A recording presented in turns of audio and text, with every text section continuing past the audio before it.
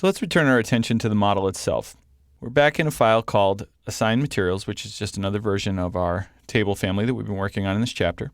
And currently the model appears as a uniform dull gray. It's what I like to call plain old gray cardboard. We would probably like to have a little more control over what our table is actually made from.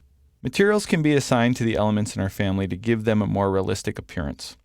We have two ways we can do this. We can assign the materials directly on the geometry itself, or we can use a material parameter.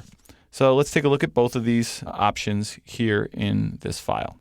So I'm going to work over here in my 3D view, and I'm going to change my vantage point slightly. I'm just holding down my Shift key and dragging with the wheel. It should be something you're fairly familiar with.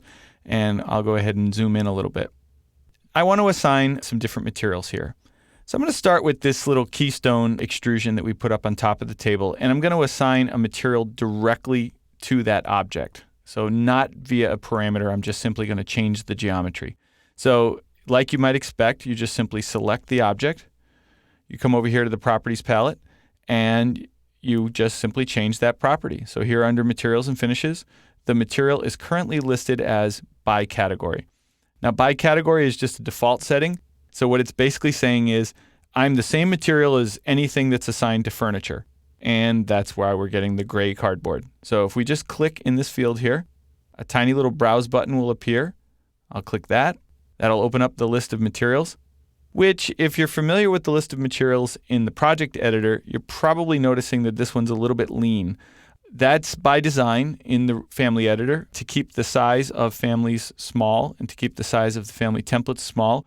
Revit has actually purged out most of the materials, but you can add some back in if you want to, and I've taken the liberty to do that in this file, and in the next movie I'll actually go into the process that I use to do that. But for now we're just going to work with the materials that are here, and I'm going to assign that keystone to this brushed aluminum material. So metal aluminum brushed, click OK.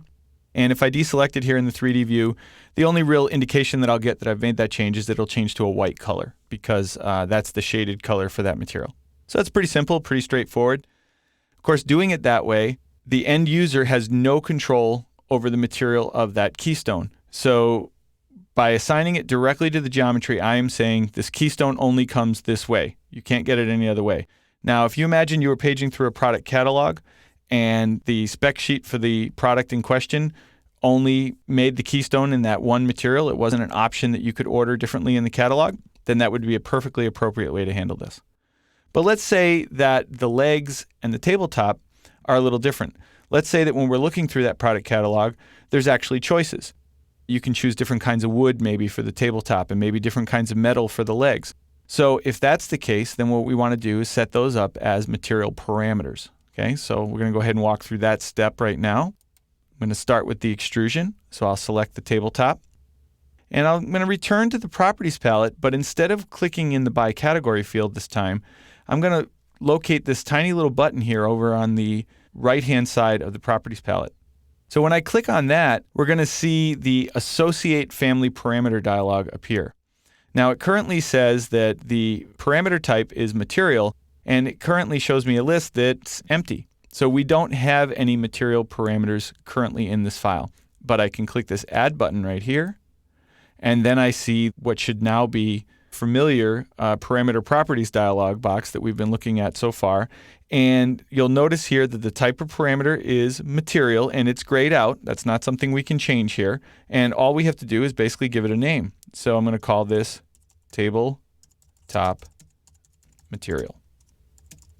I'm going to assign it as a type-based property because, again, I'm going to assume that I'm taking my cue from a product catalog and that I can either order these legs as bronze or as aluminum, and it would apply to that model number. And so to me, that's more of a type-based parameter.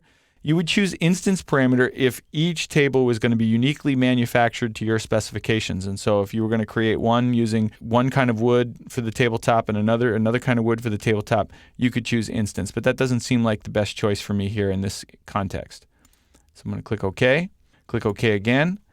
And if you deselect, you're not going to see any outward change take place yet. And the reason for that is all we've really done is created a material placeholder. that's essentially what the material parameter is. It's a placeholder. Now, if I reselect the tabletop and I look over here on the properties at the result, the material is now grayed out. We can no longer edit it, and there's a tiny little equal sign on that button. And that's really the only clue that we're going to have in the family editor that we've linked up this parameter with a material property. So I'm going to repeat the process with the legs here. I'll select all 4 legs, click the little icon again, add another parameter, give it a name, make it a type parameter, and again, click OK. So you see that's my parameter designation. Click OK. Again, it'll still stay gray cardboard, but if we go back to family types, you'll now see the 2 parameters that we've just created, tabletop material and leg material. Currently, they're both set to by category, but this is where I could go in and give them a default setting if I want. I can assign the tabletop to wood cherry and the leg to this bronze material. Click OK. And now when I click OK, you're going to see both of those materials get applied to the object. So now when I save the family and I load it into the project, it will have those material assignments by default, but because those are parameters, the end user will be able to make those changes. So let's go ahead and save this and take a look.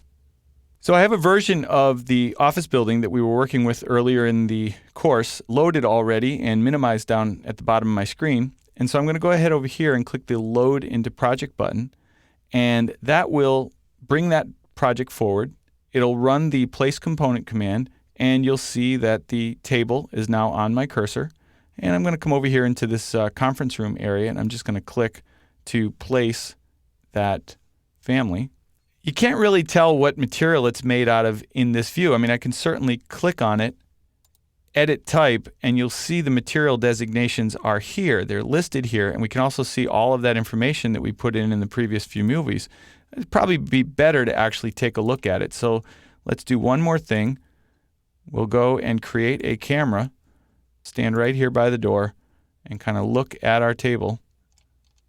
Just kind of widen the view just a touch here, and let's turn on shading. And you can see the materials are now showing in the view.